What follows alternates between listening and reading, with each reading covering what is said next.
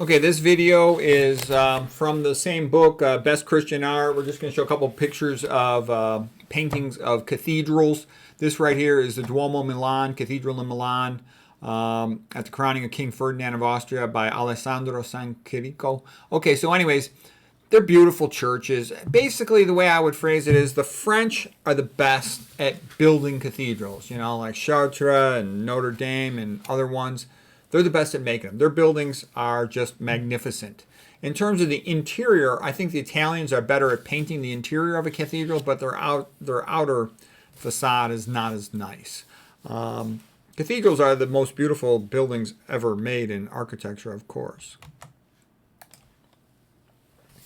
Okay, here's a painting of St. Paul's Cathedral in London by the River Thames by Canaletto in 1740. And, you know, it's pretty nice, but its outer part is not as decorative. It's not as fanciful. Protestants, they just, you know, they're just not as good as Catholics at art.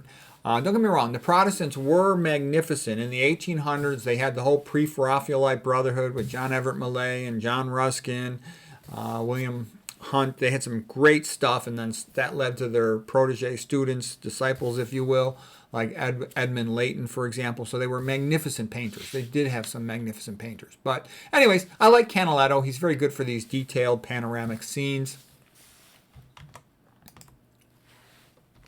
And of course, the interior of the cathedrals and the Catholics are just superior. Okay, the Orthodox Greeks are pretty good at that as well. Okay, here's Pilgrimage to Canterbury Cathedral by Paul Hardy. And, you know, I've joked about this plenty of times that, you know, every day before the Western hospitals, there's like a river of fat, hypertensive diabetics going in for all their diagnostic testing. They all want to get a CAT scan, an ultrasound, an MRI, a tube up their butt, but none of them wants to become a vegan, and that's the only thing that would cure them. Okay, so a nice painting of Pilgrimage to Canterbury Tales. Won that April with the Shore of Sota. Okay, we all read that in high school back in the day. Okay, here's Salisbury Cathedral, John Constable. You know, a nice painting, a nice sort of placid, tranquil scene there in England. Okay, next painting is Notre Dame by August Segan, and you know, it's just nice. I've been there. I haven't traveled as much as I would have liked in Europe, but I've been to Paris, France, and it was magnificent. And the book by Victor Hugo is magnificent too. The Hunchback of Notre Dame. It's a great book. Again, it's really long, you know, like 700 pages. So I like the audiobook. What I'll do is I'll listen to the audiobook and then I'll just look up the parts that I especially like.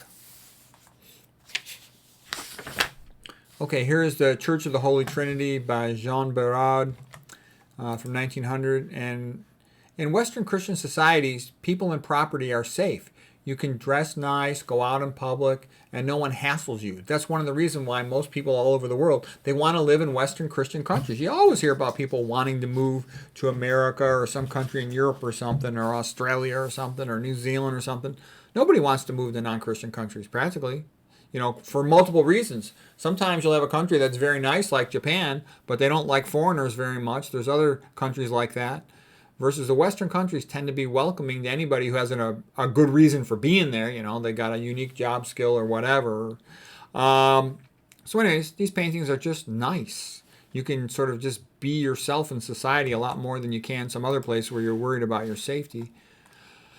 Okay, here's a painting, and this is Interior of a Catholic Cathedral by Leonardo Perez Villamil. And what's nice about this one is you get a sense of how ornate the inside of Catholic cathedrals are. Like I said, too, like when my mom would sort of drag me along for church on the weekends when I was a kid, I was entertained just sitting around looking at the paintings, looking at the sculptures, listening to the songs. I liked the music in church.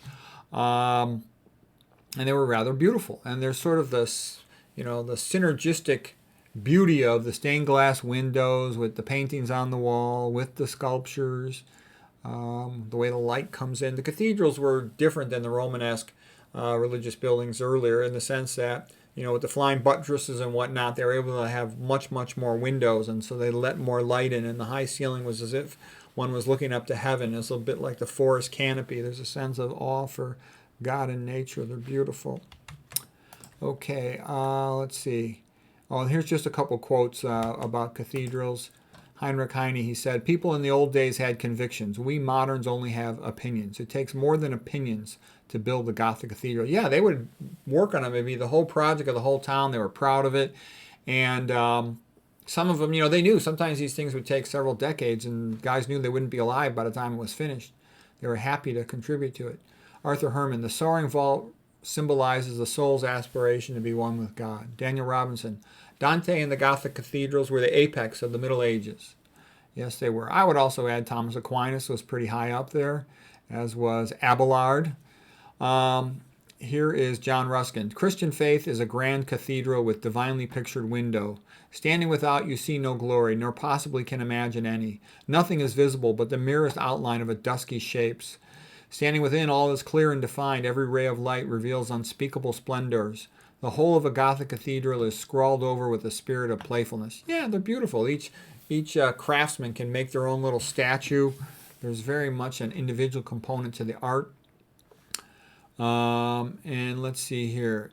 Okay, this is Jordan Peterson quote. Okay, and Jordan Peterson, I kind of have a love-hate relationship with him. On the one hand, he is pretty brilliant, and he does make some great insights about psychology. On the other hand, I think he's a jerk, and he tells everybody to eat meat, and he tells them a lot of other bad advice. Take antidepressants, and he gives a lot of that other bad advice, and I actually think at heart he's a collectivist, and he has no goodwill towards Christians and civilization. However, he does say some brilliant things, like right here.